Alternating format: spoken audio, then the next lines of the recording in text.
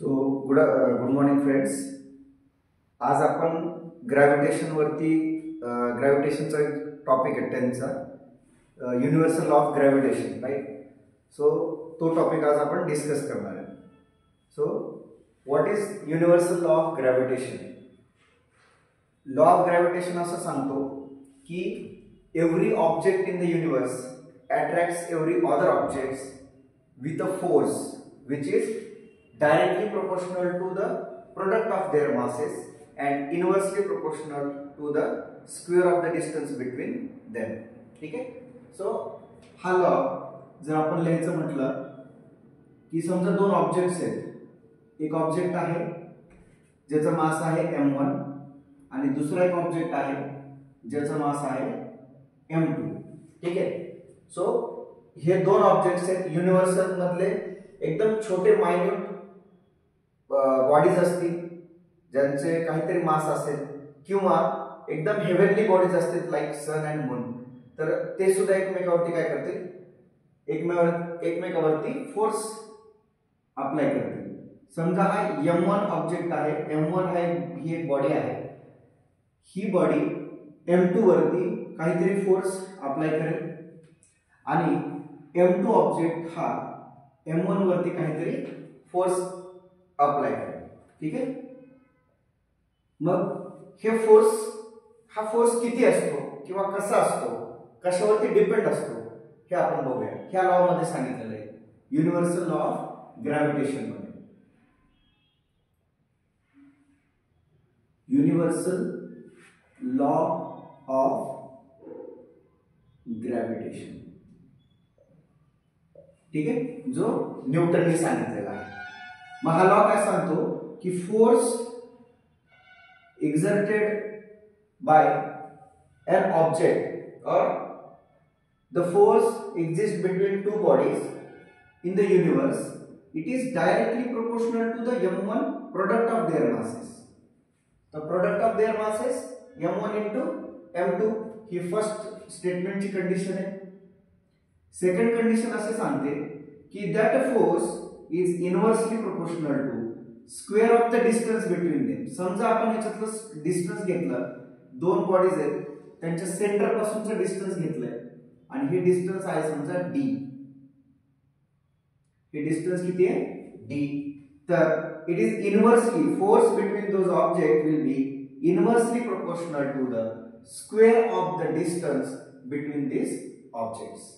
Okay, combining these two conditions we'll get f is directly proportional to m1 m2 upon d square. ठीक आहे. हे दोन combine केले आपण इक्वेशन, त्याच्यावरून आपल्याला हे कंबाईंड इक्वेशन मिळालं. आता प्रोपोर्शन मध्ये आहे ते आपल्याला इक्वल मध्ये करायचे. f is equal to k, any constant k into m1 m2 upon d square. हे जे कॉन्स्टंट आहे हे कॉन्स्टंट याच्यासाठी न्यूटनने अनेक प्रयोग करून बघितले. वेगवेगळ्या ऑब्जेक्ट सोबत वेगवेगळ्या मासेस सोबत त्यांनी k ची व्हॅल्यू कॅल्क्युलेट केली आणि त्याच्या असं लक्षात आलं की ही k ची value all over the universe he same आहे आणि मग त्यांनी त्याला नाव दिलं युनिव्हर्सल ग्रॅव्हिटेशनल कॉन्स्टंट आणि k च्या ऐवजी त्यांनी घेतलं g. आणि g is nothing but universal gravitational constant. So this is the force between any two objects with masses m1 and m2 in the universe. एक प्रॉब्लेम घेऊया आपण. समजा इवन एखादा क्लास आहे, त्या क्लासमध्ये दोन मुलं बसले, त्यांचे काहीतरी मासेस आहेत. ठीक आहे. समजा एक एग्जाम्पल की एग्जाम्पल मध्ये असं आहे की दोन मासेस आहेत, दोन व्यक्ती आहेत, स्टुडंट्स आहेत.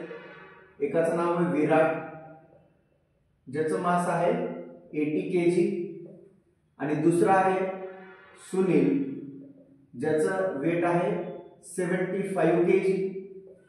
ठीक आहे. आणि हे दोघं एकमेकांपासून at a distance of d means 1 metre वरती बसलेले. ठीक आहे, हा विराट आहे.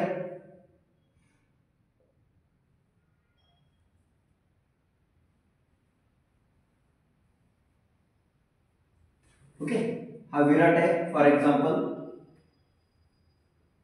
आणि दुसरा आहे सुनील.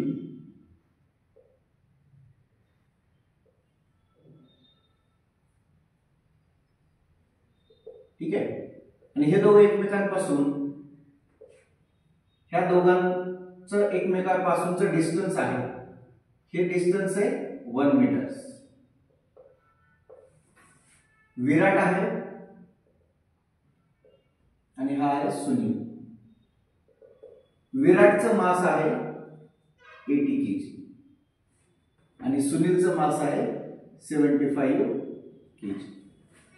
ठीक आहे, आणि मग ह्या दोघांमध्ये फोर्स ऑफ अट्रॅक्शन, ह्या दोघांमध्ये फोर्स ऑफ अट्रॅक्शन काय असेल, एफ किती असेल, हा आपल्याला कॅल्क्युलेट करायचा.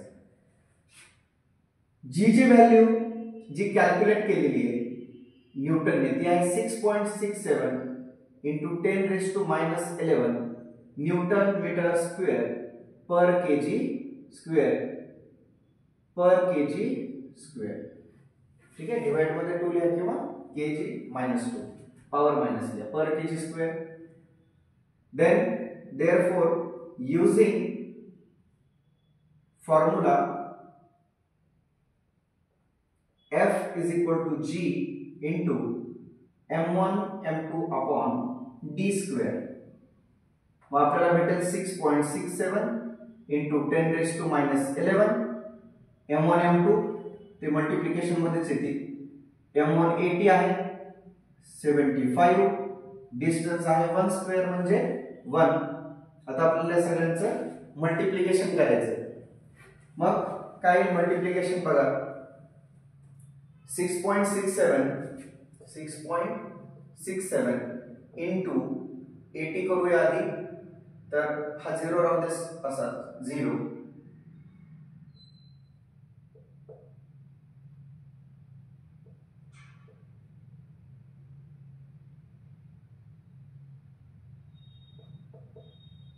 ठीक आहे, 5336 दोन नंबर नंतर पॉइंट येईल 533.60 इंटू काय पुढे 75 ने मल्टिप्लाय करायचं. त्याला 0 ला काही किंमत असणार नाहीये, त्यामुळे आपण 0 पॉइंट नंतर 0 ला काही व्हॅल्यू असत नाही. 5 6 जा 30 कॅरी 3, 5 3 जा 15 8, 5 3 जा 18, 5 6 जा 30, 5 3 जा 30, 5 3 जा 15 8 16 6 carry 1, 5 5 जा 25 plus 1 26 2 6 6 80 plus 0. ओके, प्लस पॉइंटला सध्या साइडलाच ठेवा, लास्ट जे आन्सर येईल त्याला आपण पॉइंट देणार आहे. 7 6 जा 7 ने मल्टिप्लाय करा पूर्ण नंबरला.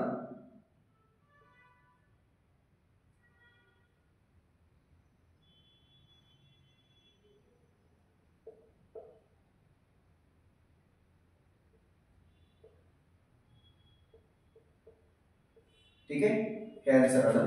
देन 0 1 1 1 3 and 1 4, याला 400 आणि इथे एका नंबर नंतर काय पॉइंट आहे. ठीक आहे, ओके, इथे 2 नंबर नंतर होता. ठीक आहे, तो गेला आणि त्याच्यानंतर 1 नंबर नंतर आला. ठीक आहे, मग मी इथे दिला एका संख्येनंतर पॉइंट दिला. ठीक आहे, मग हे आला आपला आन्सर 4 0 0 2 0 into 10⁻⁻11. ठीक आहे, देन आता आपल्याला काय करायचं आहे, एका फायनल आन्सर मध्ये आपल्याला फक्त एकच संख्येनंतर पॉइंट ठेवायचा. तर हा आला 4.0020 पण या नंतरचे दोन नंबर आपण घेणार नाही, पण राहू दे सध्यासाठी 20 इंटू 10⁻11 मध्ये आपल्याला काही प्लस करावे लागतं, कारण हा पॉइंट जर आपण लेफ्ट कडे घेतोय तर इथे लिहिता येईल आपल्याला 10 किती नंबर्सनी 1 2 3 4 4 इंटू 10⁻11. मग हे किती आला 4.00 इंटू पॉइंट नंतर दोनच संख्या घेऊया 4.00 लिहायची गरज नाहीये, अप्रॉक्सिमेटली 4 आहे इंटू 10⁻11 प्लस 4 10⁻7 -7. ठीक आहे, 10⁻7 न्यूटन इतकं काय असेल याच्यामध्ये, त्या दोघांमध्ये फोर्स असेल. मग 10⁻7 मध्ये किती आला हा, तर 0.00000 आणखीन 0 येतील दोन, 1 2 3 4 5 6 आणि हा 4 7. म्हणजे 4 च्या नंतर इतका कमी फोर्स आहे हा, ऍक्च्युली 0.0007 टाइम्स फोर्स, म्हणजे इतका कमी फोर्स त्याच्यावरती दोघांवरती लागतोय आणि म्हणून तो जाणवत नाही. दोन व्यक्ती आपण बसलेले असतात तर त्या दोन व्यक्तींमध्ये सुद्धा काही ना काहीतरी फोर्स असतो असं न्यूटनचा लॉ सांगतोय. ठीक आहे, पण तो फोर्स का जाणवत नाही, त्याचं कारण हे आहे की तो फोर्स अतिशय निग्लिजिबल असतो. हा फोर्स इफेक्टिव्ह केव्हा होतो, हा फोर्स तेव्हा इफेक्टिव्ह होईल जेव्हा हे जे मासेस आहेत विराट आणि सुनील हे जे त्यांच्याऐवजी जर तुम्ही यांचं जे मास आहे 80 kg आणि 75 kg हे जर 10⁻6 10⁻5 ह्या पॉवर्स मध्ये मास असेल, जसं mass of moon, mass of earth, mass of सन, हे कसे खूप जास्त आहेत 10⁻23 रेंज मध्ये. ठीक आहे, तर त्यामुळे त्यांच्या अर्थ आणि मून यांचं जे ग्रॅव्हिटेशनल फोर्स आहे, यांनी जे फोर्स अप्लाय केलाय अदर ऑब्जेक्ट्स वरती तो जाणवतो, तो एक्सपिरियन्स केला जाऊ शकतो. पण lighter objects like 80 kg 75 kg जे अतिशय निग्लिजिबल फोर्स आहेत, त्यामुळे निग्लिजिबल मासेस आहेत, त्यामुळे ग्रॅव्हिटेशनल फोर्स सुद्धा काय असतो त्याच्यावरती निग्लिजिबल असतो आणि हा फोर्स फ्रिक्शनला ओव्हरकम करू शकत नाही. ठीक आहे, त्यामुळे हा जाणवत नाही. तर हे झालं आपलं universal law of gravitation. Universal law of ग्रॅव्हिटेशनचं स्टेटमेंट हे पण लक्षात ठेवा. स्टेटमेंट पण मी तुम्हाला लिहून देतो, की कोणाला घ्यायचं असेल एक लिहून घ्या. ठीक आहे, पॉज करून तुम्ही घेऊ शकता. स्टेटमेंट काय सांगतं, युनिव्हर्सल लॉ ऑफ ग्रॅव्हिटेशन सांगतो. Statement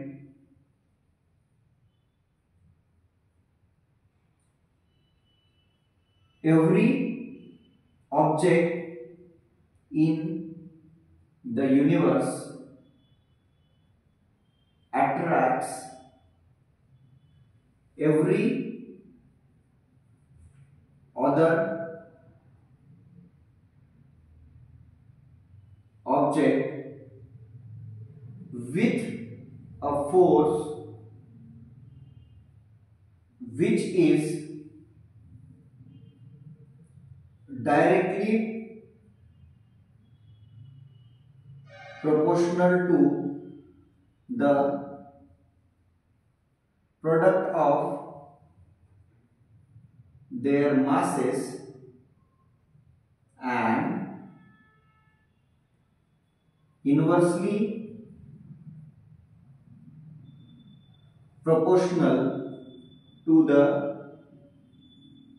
square of the distance between